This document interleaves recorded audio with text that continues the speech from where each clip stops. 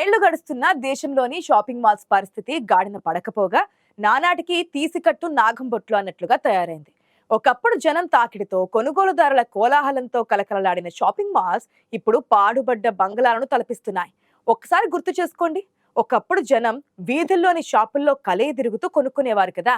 మార్వాడి షాపుల్లో కిరాణ్ సామాను లిస్టు రాసి మరీ తెచ్చుకునేవారు కదా.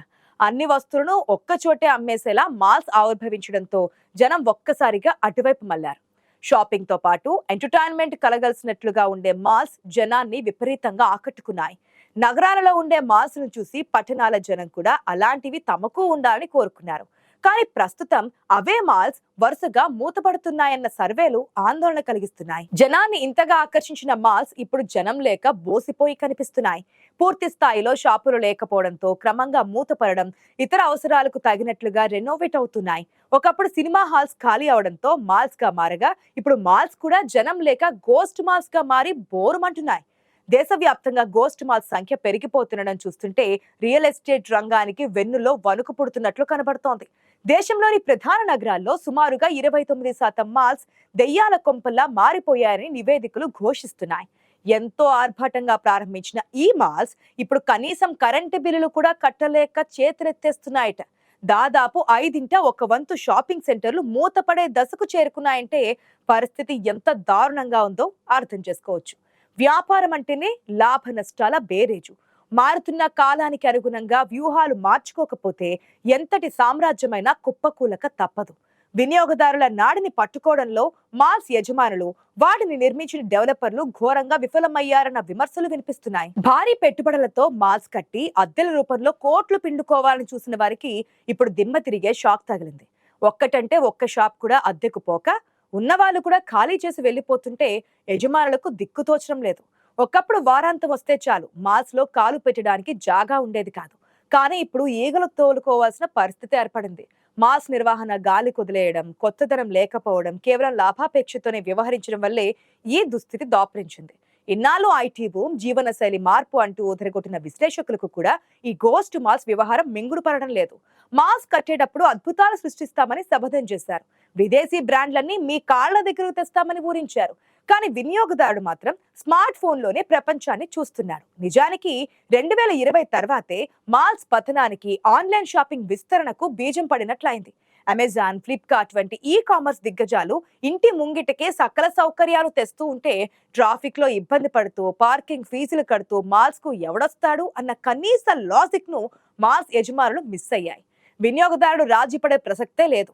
తనకు కావాల్సిన వస్తువు తక్కువ ధరకే ఇంటికి వస్తున్నప్పుడు మాల్స్ కి వెళ్లి జేబులు గుల్ల చేసుకోవడానికి ససేమిరా అంటున్నాడు. ఇది డెవలపర్లకు, రిటైల్ వ్యాపారులకు అస్సలు రుచించడం లేదుట. ఒకప్పుడు మల్టీప్లెక్స్ సినిమా కోసం, ఫుడ్ కోర్ట్ కోసం జనం వచ్చేవారు. ఇప్పుడు ఓటీటీలు వచ్చాక సినిమా హాల్ ముఖం చూసేవాడే కరువయ్యాడు. పైగా స్విగ్గీ, జొమాటోలు ఉన్నప్పుడు ఫుడ్ కోర్టుకు వెళ్లి తినే ఓపిక ఎవరికి ఉంది? ఇవన్నీ కరోనా తర్వాత వచ్చిన మార్పులే అయినా వాటిని ముందే పసిగట్టడంలో మాల్స్ ఘోరంగా ఫెయిల్ అయ్యాయి. టైర్ 1 నగరాలైన ఢిల్లీ, ముంబై, బెంగళూరు, హైదరాబాద్ లలోనే ఈ పరిస్థితి ఉందంటే ఇక చిన్న నగరాల పరిస్థితి చెప్పక్కర్లేదు. కోట్ల రూపాయల అప్పులు తెచ్చి కట్టిన భవనాలు ఇప్పుడు అనాథ ప్రేతల్లా దర్శనమిస్తున్నాయి. మాల్స్ విషయంలో అన్ని భారీగా ఉంటాయి. లోపల అలంకరణ కూడా భారీగానే ఉంటుంది.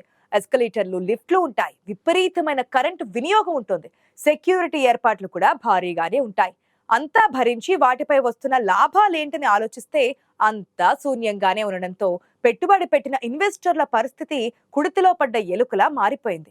అమ్ముదామంటే కొనేవాడు లేడు, నడుపుదామంటే వచ్చేవాడు లేడు. అదేంటో గాని కొత్త మాల్స్ కట్టడానికి డెవలపర్లు ఎక్కడా లేని ఆసక్తి చూపిస్తున్నారు.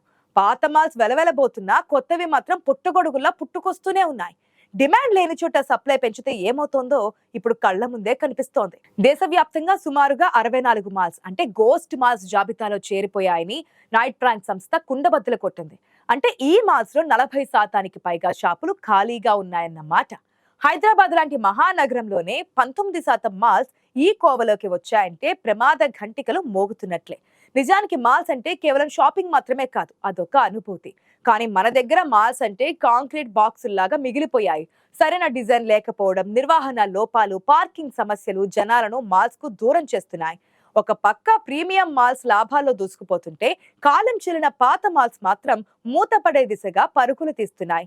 యజమానులకు వాస్తవ పరిస్థితులను అర్థం చేసుకుని మార్పులు చేసే ఓపిక లేదు. ఏదో ఒక రోజు జనం రాకపోతారా అన్న భ్రమలోనే బతుకుతున్నారు. మొన్నటికి మొన్న వచ్చిన రిపోర్ట్స్ ప్రకారం ఈ గోస్ట్ మాల్స్ వల్ల దాదాపుగా 6,700 కోట్ల రూపాయల పెట్టుబడి బూడిదలో పోసిన పన్నీరులా మారిందిట. బ్యాంకుల నుంచి తీసుకున్న రుణాలు ఎన్పిఏలుగా మారుతున్నాయి. బ్యాంకులకు కూడా ఇది మింగుడు పడడం లేదు. ఇన్నాళ్ళు రియల్ ఎస్టేట్ అంటే బంగారు బాతు అనుకున్న వాళ్లకు ఇప్పుడు అదే గుదిబండలా మారింది. ప్రస్తుతం జనం హై రేంజ్ నిర్మాణాల వంక చూడడం లేదనే టాక్ ఉంది. కారణం అవి కోట్లలో ఖరీదు చేస్తాయి. సామాన్యుడి ఆదరణ లేని ఏ వ్యాపారమైనా అది సక్సెస్ సాధించడం కష్టం. ఎందుకంటే 90% వినియోగదారులు సామాన్యులే అయి ఉంటారు. వారిని ఆకట్టుకొని ఏ వ్యాపారం బతికి బట్ట కట్టలేదన్నది నిజం. ఈ దశలో ఈ సంక్షోభం నుంచి బయటపడడం కూడా కష్టమే అనిపిస్తోంది. అదే కాకుండా చాలా మాల్స్ యజమానులు ఈ విషయంలో ఏమీ చేయలేక చేతులు ఎత్తేసి చాలా కాలమే అయిందంటున్నారు పరిశీలకులు. ఎంతసేపు ఏదో ఒక బ్రాండ్ వచ్చి తమ షాపులను అద్దెకు తీసుకోపోతుందా అన్న ఆతృతలోనే ఇన్నాళ్ళు కాలం గడిపారు. కానీ ప్రస్తుతం బ్రాండ్స్ కూడా తెలివి మీరాయి. జనం రాని చోట షాపులు తెరిచి చేతులు కాల్చుకోవడానికి అవి సిద్ధంగా లేవు. అందుకే ఇప్పుడు మాల్స్ ను కూల్చేయడం లేదా వాటిని లాజిస్టిక్ గోడౌన్లుగా ఆఫీస్ స్పేసులుగా మార్చే ఆలోచనలు చేస్తున్నారని నిపుణులు చెబుతున్నారు. ఇప్పటికే కొన్ని చోట్ల మాల్స్ ను కోవర్కింగ్ స్పేసులుగా, హాస్పిటల్స్ గా మార్చేసిన దాఖలాలు ఉన్నాయి. గోస్ట్ మాల్స్ అనేవి కేవలం భవనాలు మాత్రమే కాదు, మారుతున్న భారతీయ వినియోగదారుడి మనస్తత్వానికి నిలువుటద్దమని చెప్పుకోవాలి. ఆన్లైన్ షాపింగ్, క్విక్ కామర్స్ యుగంలో పాత చింతకాయ పచ్చడి లాంటి వ్యాపార నమూనాలు ఇకపై సాగవని ఈ పరిణామం స్పష్టం చేస్తోంది.